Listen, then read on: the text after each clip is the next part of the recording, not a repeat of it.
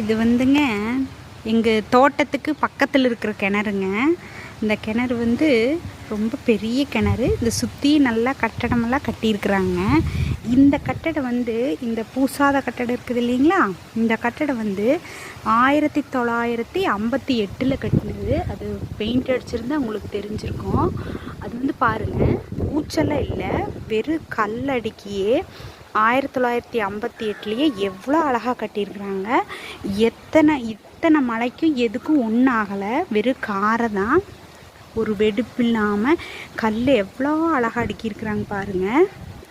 இது வந்து 1958லேருந்து அப்படியே இருக்குதுங்க. இந்த கட்டடத்தை அப்படியே விட்டுட்டாங்க. இந்த வெள்ளை அடிச்சிருக்கிறத வந்து இவங்க புதுசாக கட்டின கட்டடம்.